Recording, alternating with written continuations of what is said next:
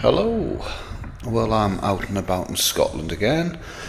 I'm going on a 3-day tour, a little mini tour if you like, on the Meteor, and just wanted to know how she would get on with it all, to be honest. Rough plan today. I'm going to head towards Stirling now. Going to take on the Duke's Pass and then go to the Three Lochs Forest Drive. I think that's what it's called anyway. Then tomorrow I am going to head up and ride through the Cairngorms, the Cairngorm National Park. There's a particular road up there I've never been on before. The old military road, yeah, that's what it's called. I think that runs for about 95 miles, so give that a go, see what that's like. Then day 3, sort of head back through the Cairngorms again and head back home. Just heading through Aberfoyle now.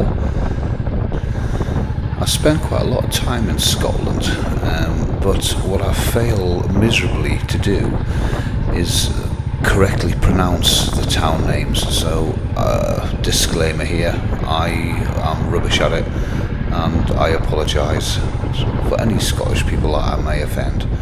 I cannot pronounce Scottish names very well. That's my disclaimer anyway before we start. I've sung the praises of the Meteor 350 a lot in a couple of recent videos I put out, but I kind of had the thoughts that most of the riding I've done has been pretty much day rides, you know, anywhere between 50 and 200 miles, give or take. So I really wanted to test it out to see what it was like, how it would perform in the real world of touring. You know, just sort of over a more extended period of time and see how I got on with it really. Just heading towards the Duke's Pass, which is a bit of a mecca for motorbikes up this part of the world. I believe it was named after the Duke of Montrose, whoever he was. Yeah, it's a super sort of windy, twisty road. I think you get a lot of speed demons up here, testing their skill against the elements. But I shan't be doing that today because A, I have no skill, and B, the roads are a little bit wet and slippery, so I'll be taking my time. So over the next 3 days, I reckon I'll be doing around 750, 800 miles, give or take. And that should cover mountain passes, some single track roads, maybe it's a bit of dual carriageway, mainly scenic stuff. So it'll be a good test for the bike anyway. And I know sort of 750, 800 miles doesn't sound a hell of a lot over a 3-day period. The terrain I'll be covering would probably mean I'm be on the bike anywhere, I don't know, I'm estimating here 8 to 9 hours a day. Due to the nature of the roads up here, I mean, you can't really get much speed up, not that I'd want to. I want to take my time and enjoy the scenery, to be honest. So just pulling into the Three Lochs Drive, which is a pretty little route through the forest. Obviously you pass the Lochs. It's all single track, sort of one-way system I think they've got here. Sort of gravelly, pothole type of road, but should be fun. And this is the start of it, just coming up here on my right with some fellow hardy souls in this bleak, wet weather. But this is Scotland, I'm not going to moan. I didn't realise you've got to actually pay to use this road, and I've just sort of skipped past the pay box thing there, and I didn't pay. Well, I'll put that down to a steamed up visor and raindrops. I never seen it, officer. Oh, I'll pay at the other end if I can. Because of the drizzle, I've got to keep wiping the camera and my big pokey gloved fingers on the screen. I could edit it all out, I guess, but I can't be arsed. But my apologies anyway. So anyway, touring. What do I actually want out of a touring bike? Or more specifically, the Meteor? First off, well, the probably one of the most important things, comfort. You know, what's the seat like? How does the suspension perform? You know, what's the rider position like over, you know, long days in the saddle? And the fun factor, if I'm going to be spending all this time on a motorbike, I want it to be fun as possible. What I mean by that is, if I see a little dirt road or a little off-roady bit or whatever, I want to be able to have the confidence with the bike to take it pretty much anywhere, to be honest. And that's what I'm looking for. I need the bike to be reliable. I mean, over the next few days I'm going to be pretty much in the middle of nowhere at times. So yeah, reliability obviously is a key factor. I need the bike to be economical. You know, the price of petrol these days costs a blooming fortune. So yeah, I don't want to be spending all my cash or my hard-earned pennies on fuel. The weather has not been brilliant the last couple of days, so you know, I want decent wind protection, decent weather protection. I think that's probably an integral part of a touring bike in my view. And obviously storage. I need to be able to sort of carry stuff around with me, a few essential tools, repair kit, that type of thing, change of clothes, waterproofs. So yeah, the bike needs to be able to carry a few bits. I just wanted to stop here for a few moments, just to enjoy the views, the peace, the quiet. It doesn't really get much better than this. Nobody about, just me and my beloved Royal Enfield. Happy times. And also I want to know how the Enfield gets on with the big hills. I mean, in Scotland there is some monster hills, mountain passes, that type of thing. And I want the confidence to know that the bike will get up these hills without too much effort, get me and my 14.5 stone carcass with a load of luggage and other bits. I want to know if that's going to be an enjoyable experience and the bike can handle it okay. This is just a little track I come across on my travels, and I thought I'd have a little pop down here, see what I could find. And that is the beauty about this bike, because if I'd been on all of my old bikes I'd had in the past, you know, one of the big adventure bikes or touring bikes I've owned, I would have probably just passed this by, to be honest. It was a little bit short and sweet, and I think if I'd carried on I'd be off the side of the mountain. But there you go. As it turned out, it wasn't that exciting down here, to be honest. But it might have been. That's the whole point, the whole essence of a little adventure. I may well found something magnificent down here. I didn't, but hey ho. Ultimately, it doesn't matter. The GoPro doesn't really pick up how steep this little bit of road is, and because it's been raining, it's extremely slippy. In other words, it's sort of so conducive to dropping the bike. But because it's so light and manageable and manoeuvrable, it's not really an issue. I mean, I haven't even gotten out of the seat and managed to get the bike back. My point being, I'd much rather be on this bike, as in a small capacity, a relatively light bike, than some massive touring bike or adventure bike. I'd feel much more comfortable doing this type of thing on the Meteor. A decent driver there, letting me past. God bless him. Got a pretty little lock on my right there. Forget the name of it, but it's pretty picturesque, to say the least. I don't think the camera fully picks up how beautiful it really is around here, but my advice would be, if you haven't done this road before, definitely come and do it. I think it'll blow you away. It's absolutely magnificent, and if you have already done it, come and do it again.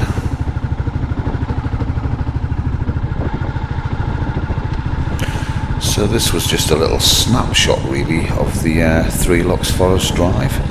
Really enjoyed it. It's relatively safe, and I think it's got a little bit for everybody, whether it's a motorbike trip, a bike ride like these guys, or just simply a walk. Good stuff. So the comfort of the bike so far, well, I've been riding pretty much most of the day, to be honest, and I can definitely report no aches or pains, no sore butts. My back is fine, so massively impressed with the comfort of the bike. It's just a standard seat, there's no modifications with it, and yeah, right out of the box I would be more than happy to do multiple days and multiple rides on this bike. No issues whatsoever. The suspension, it just works. That's all I can really say about it, to be honest. Yes, it's probably on the basic side. When I was doing the Forest Drive a little while ago, it was quite a potholed road, very bumpy, and you can kind of feel it through the rear end of the bike. But yeah, that could be said for a lot of bikes. But on open roads like I'm doing now, the bike handles and performs really well, and it's a comfortable place to be. So suspension, no issues at all. Like I said, a little bit on the firm side, but I can live with that. This is the first cruiser style bike I've ever owned, but I really do like the riding position with the forward foot pegs, the upright riding position. It's just really comfortable, lovely place to be. More than happy to do miles on this in, perfect comfort so far. So just pulled in here, this wee pub in the middle of nowhere. Just going to get myself a bite to eat and hopefully find some accommodation for tonight. That is the plan. And this is what I love about solo motorbike touring, spend the whole day taking in the scenery, then find some nice local pub. I've just found this contraption as well. That was quite a cool idea. I think it's more aimed at push bikes, to be honest, but you could use these tools in an emergency. It's all free. What a cool idea. So just entering the village of Killin, which is a little village in Perthshire, basically in the central Highlands of Scotland, and it's one of my all-time favourite villages. Been here a couple of times before, and it's always find it spectacularly beautiful, to be honest. I think it's worth just coming here.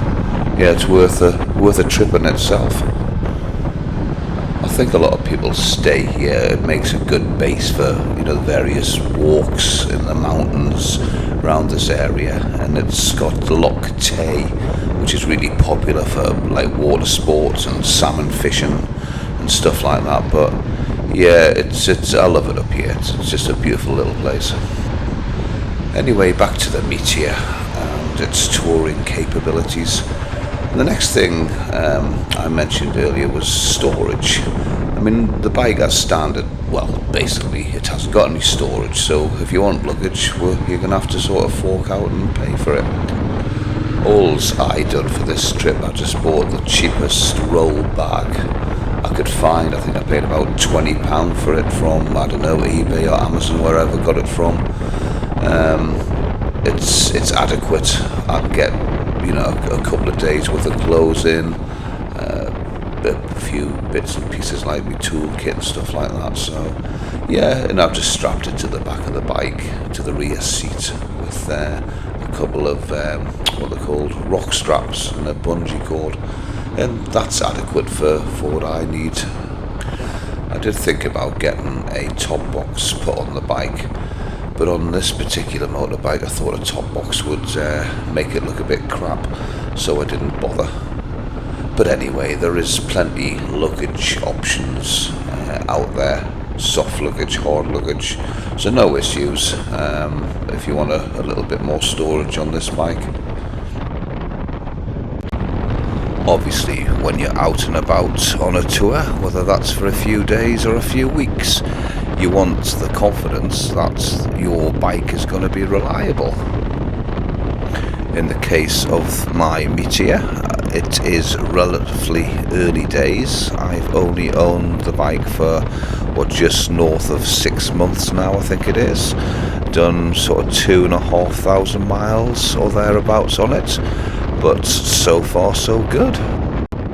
I've had zero problems with it. It has always started first time. It's been rode in, quite adverse conditions at times, in terms of torrential rain, very hot weather, quite cold weather. But yeah, absolutely no issues with it whatsoever. And the build quality on it, I believe, is very good. I've had a good look around the bike, and I've got every confidence that it will be a reliable bike. Obviously only time will tell, but the signs are looking good so far. And because it's a relatively simple bike, it's, there's not a hell of a lot of electronics on it, so if something does go wrong, it's going to be fixable. I'm not really concerned about that at all. I'm not quite sure what bike is in front of me there, but absolutely no problems keeping up with him or her. I know, some people have criticised the Meteor's engine performance, but I don't get that. It's more than adequate for the type of riding I do. Certainly these roads up in Scotland, it's absolutely brilliant. No problems with that at all. Obviously fuel economy is pretty important. I mean, petrol is not the cheapest commodity on the planet anymore, and I don't want to work hard and be forking out a shed load on petrol. So with regard to the Meteor, I'm not exactly sure what I'm getting in terms of miles per gallon. I have heard, figures going around up to 100 miles per gallon. I'm not sure how accurate that is, but the tank capacity on this bike, I think it's around 15 litres, and I'm getting well over sort of 240, 250 miles from a tank. Probably a little bit more than that, to be honest. I haven't worked it out exactly, but it is a frugal engine, and I'm more than happy with the amount of miles I'm getting to the gallon. So again, that definitely ticks the box in terms of value for money. The problem with Scotland, it's so damn beautiful. Every corner you turn around, you seem to find somewhere new to explore and stop and just take it all in, take a couple of photos. But it's a good job I'm in not any particular hurry today, because I wouldn't get very far at this rate, I tell you. I had literally just stopped 5 minutes ago, and I was driving out, or riding out rather, and lo and behold, I found another little beauty stop. So here I go again, stopping. I'm going to get nowhere today. Mind you, it is pretty nice.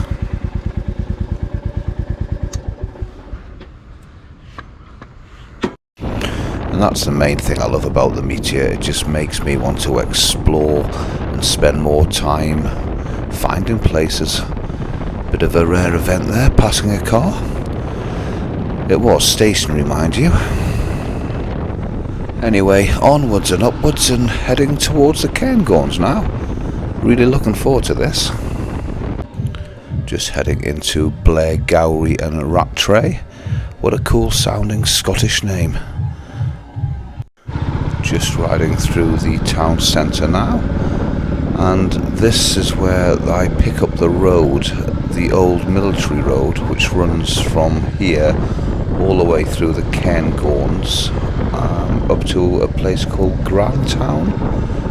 I think it's about 90 miles, give or take. Not totally sure of the distance, but I am told that the views and the roads are pretty spectacular, so here's hoping what I've been told is true. So now on the old military road, I think it's the A93 is its other name, but everybody knows it as the old military road. I think when these roads were originally built, it was to transport military equipment. It's as simple as that, hence the name. But the road runs through the heart of the Cairngorms basically. There's very little traffic up here. There's wonderful bare landscapes, mountain views. There's a ski resort along here at some point. What is there not to like, I say? I believe this is the highest road in the UK. I'm not quite sure in metres how high it is.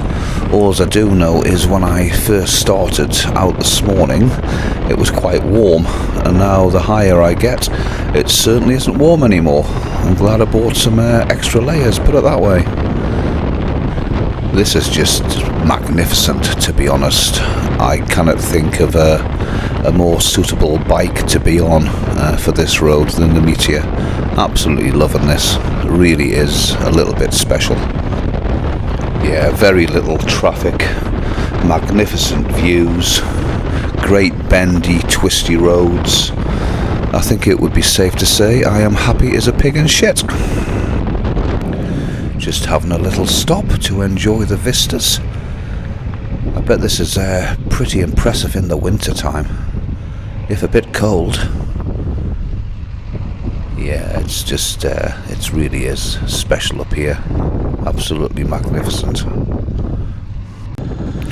I'm probably at the highest point of this road now, and as I said a little bit earlier, I do think this is the highest road in the UK.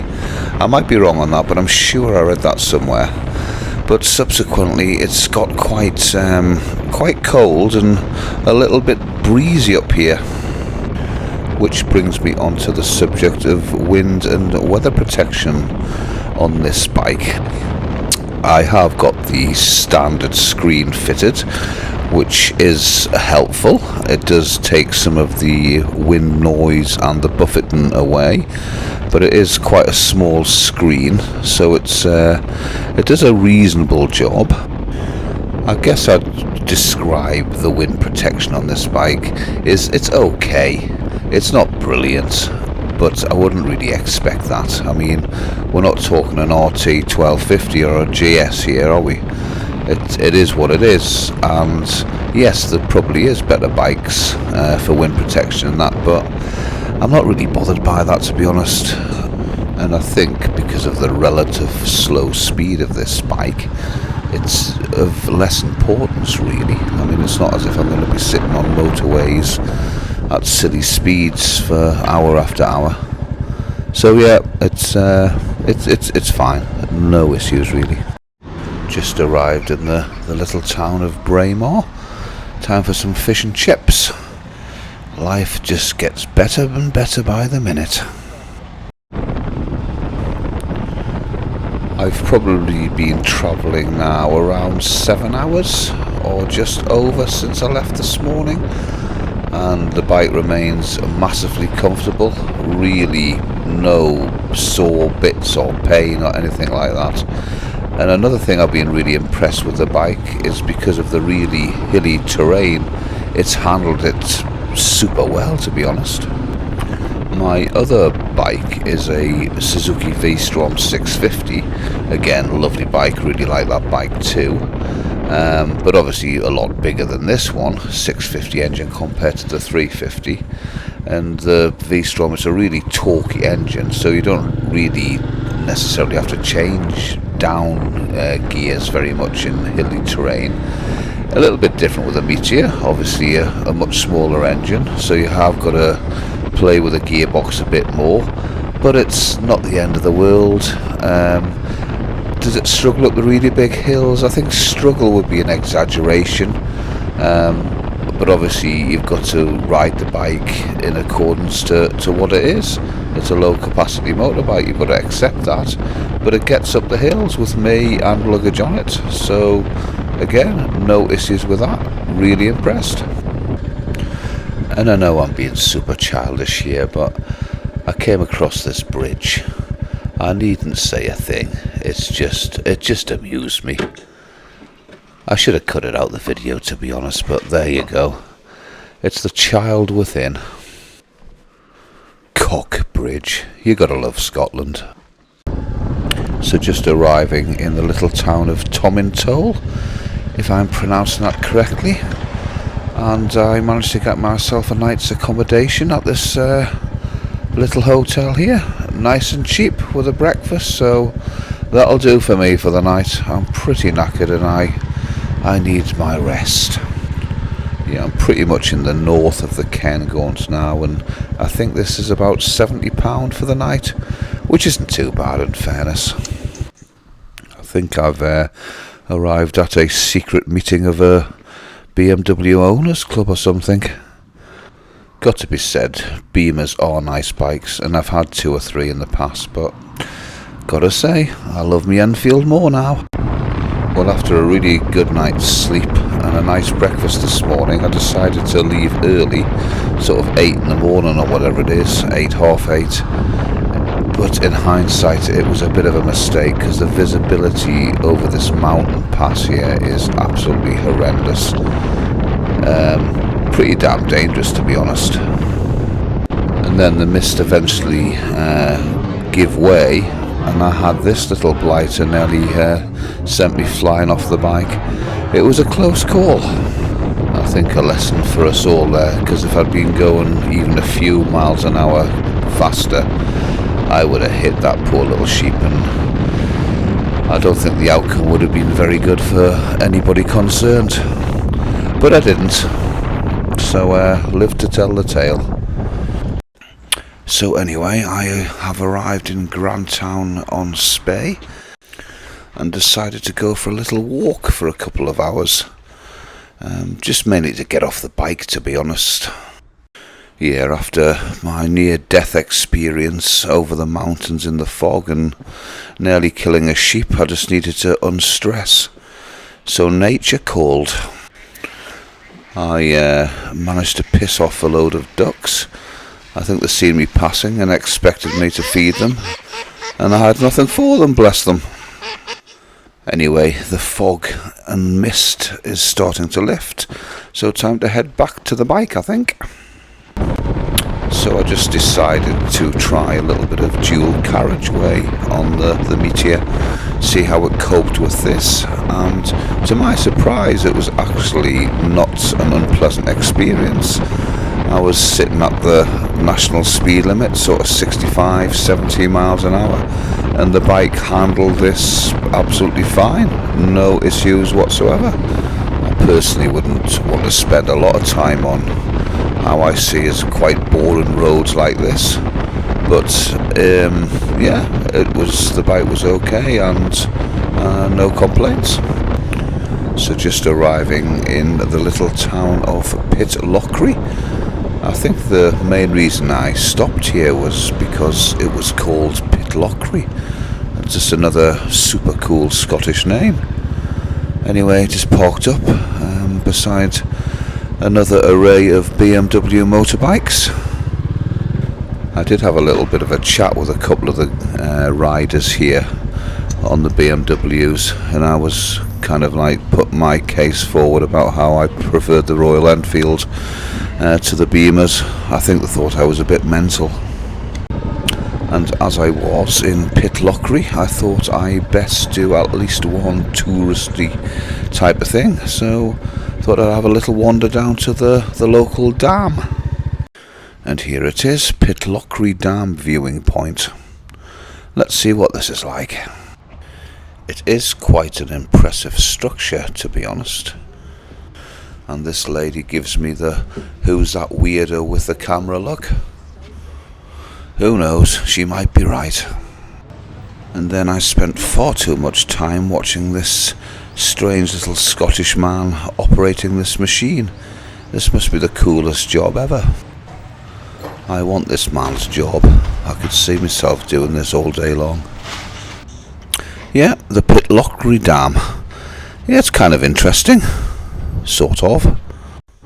So then it was back into the town centre to create lots of mess at the cafe table. Nice cup of tea and a cheese scone. So back on the road again. I actually decided to try the Killin app. I've had it on my phone for a while, but never really getting around to using it.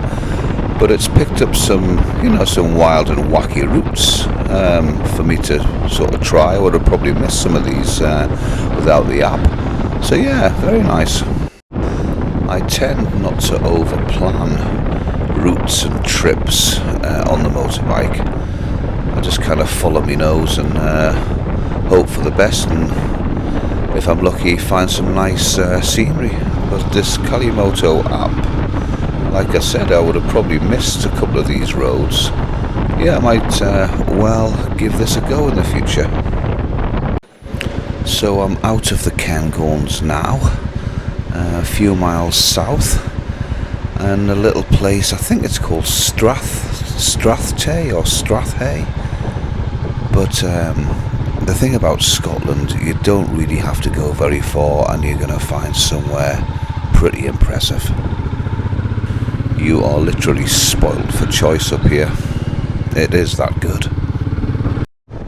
So sadly, like many things in life, all good things have got to come to an end, and I need to be heading back now. At the start of the video, I posed the question, can the Meteor 350 tour? Or more specifically, is it any good at touring? And I think the answer to that is a yes, an emphatic yes at that. The last few days up here in Scotland on the Meteor have just been fantastic.